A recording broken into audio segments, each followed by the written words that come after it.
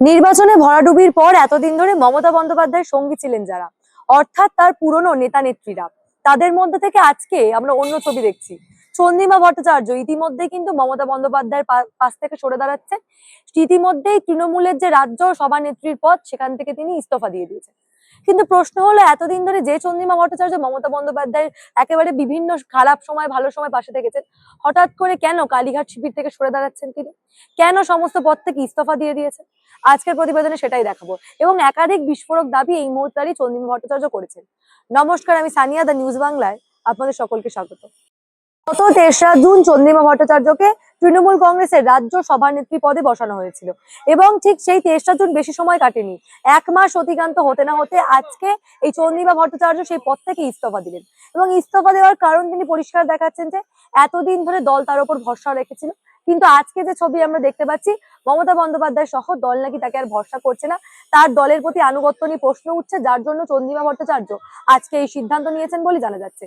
তৃণমূল সূত্রের খবর, গতকালের যে ঘটনা, একেবারে আমরা তৃণমূলে পার্টি অফিস দখল নিয়ে ঋতব্রত শিবির বনাম কালীঘাট শিবিরের যে যুদ্ধ দেখেছি, তারপরে মমতা বন্দ্যোপাধ্যায় সরাসরি চন্দ্রিমা ভট্টাচার্যকে ফোন করে নাকি ঘোষণা করেন যে তিনি নিজের দায়িত্বে এই তৃণমূল কংগ্রেসের পার্টি অফিসটা ঋতব্রত শিবিরের হাতে তুলে দিয়েছেন।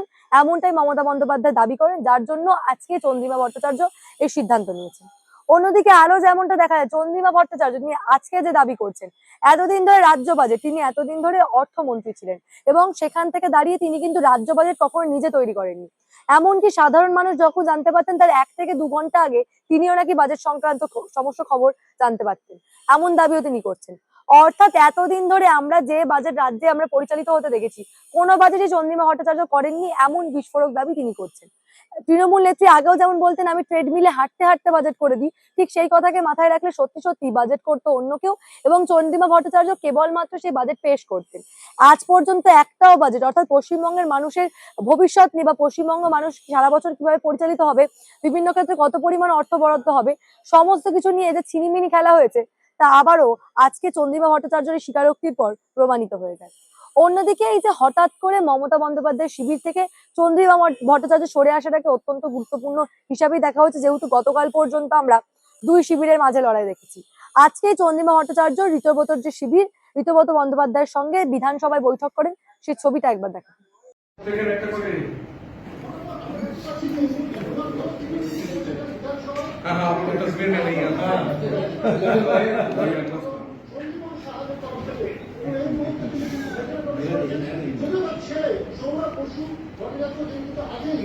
লিডার হয়ে গেল বাপ্পা, সৌরভ বসু লিডার হয়ে গেল। আমাদের এই প্রজন্ম প্রায় আমরা লিডার, আমরা কতদিন আছি। ফলে একদিকে যখন তৃণমূল তাসের ঘরের মতো ভেঙে পড়ছে, 2 শিবির বিভক্ত হয়ে গেছে, এমন সময় মমতাপন্থী যারা বা কালীঘাটপন্থী যারা, সেখান থেকেও এক এক করে নাম সরতে শুরু করেছে। একদিকে যখন তৃণমূলের জনপ্রিয় মুখ ফিরহাদ হাকিম চলে গেছেন ঋতব্রত শিবিরে বহুদিন আগে, অন্যদিকে চন্দ্রিমা ভট্টাচার্য তিনিও এবার ঋতব্রত শিবিরে যোগদান করতে পারেন, এমনটাও কিন্তু আশঙ্কা করা হচ্ছে। এই বিষয় নিয়ে দেবজিৎ সরকার কি বলছেন, বিজেপির প্রধান মুখপাত্র, তার বক্তব্য একবার শোনাবো। দেবজিৎদা, চন্দ্রিমা ভট্টাচার্য আজকে তৃণমূলের রাজ্য সভাপতি পদ ছাড়েন, ইস্তফা দিয়েছেন তিনি, তাহলে কি মমতার পাশে চন্দ্রিমা নেই? কেকার পাশে আছে, কেকার পাশে নেই তৃণমূলের, সেসব নিয়ে আমাদের কোনো আগ্রহ নেই। কি এলো গেল, আপনি পাড়ার পাঁচু কার পাশে আছে এই নিয়ে আপনি কোনো খবর করছেন? খামোকা এসব নিয়ে আপনারা প্রশ্ন করেন কেন? এটা তো নেই, এটা তো চলে গেছে, এটা তো জীবন্ত জীবাশ্ম নয়, এটা জীবাশ্ম ফসিল। এখন পাথর ঠুকে ঠুকে, পাথর কেটে কেটে বার করার কি প্রয়োজন আছে এদের? আমাদের কোনো আগ্রহ নেই, জনতারও কোনো আগ্রহ নেই। এরা পশ্চিমবঙ্গের ইতিহাসে, পৃথিবীর ইতিহাসে অত্যাচারী হিসেবেই এদের ইতিহাসে স্থান হয়েছে, অত্যাচারী থাকবে। কিন্তু গতকাল পর্যন্ত আমরা যে ছবি দেখতে পেলাম, রীতিমতো ঋতব্রত শিবির এবং কালীঘাট শিবিরের মধ্যে পার্টি অফিসের দখল নিয়ে যুক্ত, তাহলে রাজ্যে প্রধান বিরোধী হিসাবে কি তৃণমূলের যে পার্টিটাই নেই তার আবার পার্টি অফিস, নেহাত আর কেউ নেই বলে ওরা প্রধান বিরোধী টিরোধী এইসব শুনছেন। কি আছে, কোন বিরোধ, কোন পজিটিভ কাজ ওনারা করছেন? বিরোধী শিবিরেরও কিছু কাজ দায়িত্ব থাকে। দিন রাত্রির ওই বড় বড় টাকার যে বস্তা, কি একটা ওদের টাকা এক জায়গায় জমা আছে, সেই টাকার ভাগটা কার কাছে যাবে তাই নিয়েই তো মাতামাতি করে যাচ্ছে। কেউ দিল্লি চলে যাচ্ছে, কেউ এখানে বসে পড়ছে, কেউ ওখানে দৌড়ে যাচ্ছে, কেউ নির্বাচন কমিশনের কাছে যাচ্ছে। বিরোধী হিসেবে বিরোধিতাটা কোথায়? কি বিরোধিতা ওদের? ওদের কাজটা কি? সুতরাং এগুলো তো আমরা বলতে পারবো না। যারা ওদের ভোট দিয়েছে তাদের কাছেই ওদের জবাবদিহি করতে হবে। এবারে তো বলছি, ভোটে দাঁড়িয়ে দেখাক। মানুষের সঙ্গে একটা জায়গার বিধায়ক, তার কাজ যে পার্টি শুধু টাকাটা কোথায় আছে সেটা নিয়ে ঘুরে বেড়ানো বা সেটার জন্য দৌড়াদৌড়ি করা।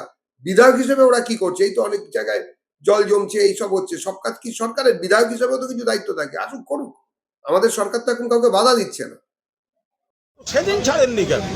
উনি আজ বলছেন এতগুলো দপ্তর খারাপ লেগেছে, লাগতেই পারে, উনি চাননি, হতে পারে, ওনার ক্ষমতা ছিল না, উনি বলছেন। তা আজকে যেটা ছাড়লেন, দপ্তরগুলো থাকাকালীন ছাড়েননি কেন? এটা পরিষ্কার কথা। আজকে যেটা বলছেন, না আমি ছেড়ে দিলাম, তো দপ্তরগুলো যখন ছিল তখন ছাড়লেন না কেন? তাহলে তো ছাড়াটার গুরুত্ব থাকতো। তা আজকে তো সবাই বলবে আজকে দপ্তর নেই তাই এই গল্পটা দিচ্ছেন। উনি বলছেন, চাঞ্চল্যকর অভিযোগ করছেন যে অর্থমন্ত্রী হিসেবে বাজেট পেশের কয়েক ঘন্টা আগে নাকি উনি জানতে পারতেন, উনি জানতেন না যে বাজেট কারা বানায়। করতে হবে উনি তাও জানতেন, সেটাই জানতেন কয়েক ঘন্টা। দেখুন, এগুলো একটা হঠাৎ এই কথাগুলো বলার কোনো মানে আছে?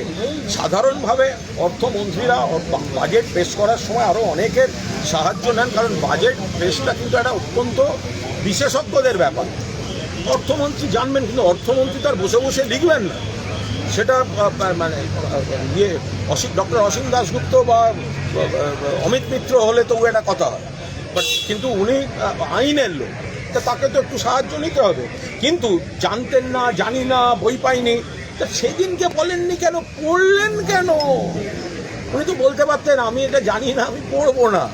উনি পড়লেন কেন? আপনি অর্থমন্ত্রী ছিলেন, আপনি বাজেট পেশ করলেন, আপনার ছবি ছাপা হলো, আপনি পড়লেন। আজ আপনি বলছেন আমি জানতাম না, এটা কেউ বিশ্বাস করবে? এই লজিকটা ছেদো লজিক হয়ে যাচ্ছে। ফলে মমতা বন্দ্যোপাধ্যায়ের বর্তমানে পাশে যে কেউ নেই সেই বিষয়টা একেবারেই পরিষ্কার। এর আগে কদিন আগে পর্যন্ত যখন ওয়াই চ্যানেলে তিনি ধর্নায় বসেছিলেন তখনও তৃণমূলের শীর্ষ নেতা নেত্রীদের দেখা যায়নি। পরবর্তীতে মমতা বন্দ্যোপাধ্যায় হকার উচ্ছেদ নিয়ে যে মিছিল করেন সেখানেও বিশেষ কোনো নেতা নেত্রী বা একেবারে পরিচিত মুখেদের দেখা যায়নি। ফলে মমতাপন্থী যারা তারাও যে এক এক করে মমতা বন্দ্যোপাধ্যায়ের পাশ থেকে সরে আসছেন সেই বিষয়টা একেবারেই পরিষ্কার। এবং চন্দ্রিমা ভট্টাচার্য এই ক্ষেত্রে একেবারে জলজ্যান্ত উদাহরণ। তাহলে কি সত্যি সত্যি মমতা একা হয়ে যাচ্ছেন বর্তমানে দাঁড়িয়ে? এই বিষয় নিয়ে আপনাদের মূল্যবান এবং গুরুত্বপূর্ণ মতামত আমাকে জানাবেন দ্য নিউজ বাংলা কমেন্ট সেকশনে এবং দেখে থাকুন দ্য নিউজ বাংলা।